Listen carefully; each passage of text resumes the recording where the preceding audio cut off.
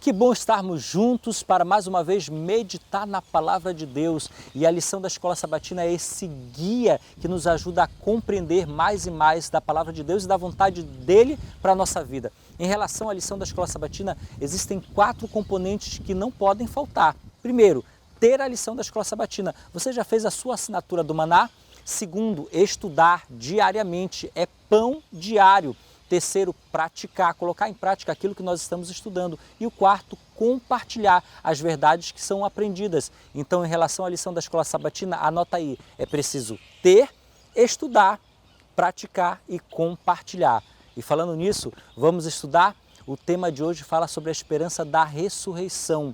Você já ouviu a frase, na vida tem jeito para tudo, menos para a morte? Essa é uma frase antiga. Na verdade, lá na época de Paulo, já existia esse problema de pessoas não crerem na ressurreição.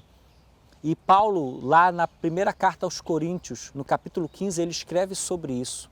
Sabe por que não crer na ressurreição é um problema muito grave? Porque se nós não cremos na ressurreição, então Jesus não ressuscitou. E se Ele não ressuscitou, toda a nossa fé, toda a nossa esperança é vã.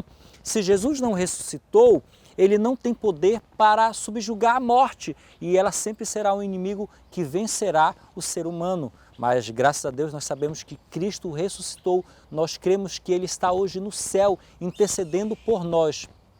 E a ressurreição de Jesus é a garantia de que o plano da salvação se cumprirá, se completará. Jesus veio a primeira vez, nasceu, viveu, morreu e ressuscitou. E Ele voltará para buscar os seus. E a ressurreição de Jesus nos dá uma sólida esperança. Eu quero ler para você alguns trechos de 1 Coríntios capítulo 15.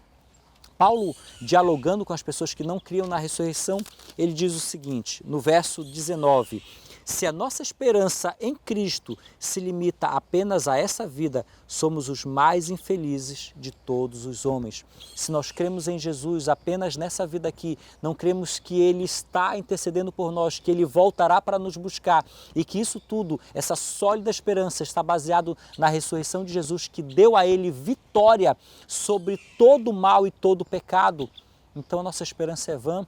E nós não passamos de pessoas desesperançadas, mas nós cremos que Jesus ressuscitou e isso nos dá a esperança de que o mesmo mal trazido pela morte, que traz o sofrimento, a injustiça, a dor, ele terá um fim.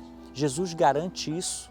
A ressurreição de Jesus garante isso na nossa vida. E a palavra de Deus nos diz o seguinte, agora em 1 Coríntios capítulo 15, o verso 26, o último inimigo a ser destruído é a morte.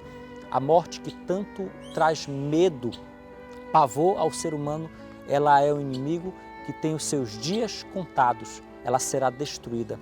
E nessa esperança, os primeiros cristãos saíram para pregar o Evangelho sem temer a morte. Sabe por quê?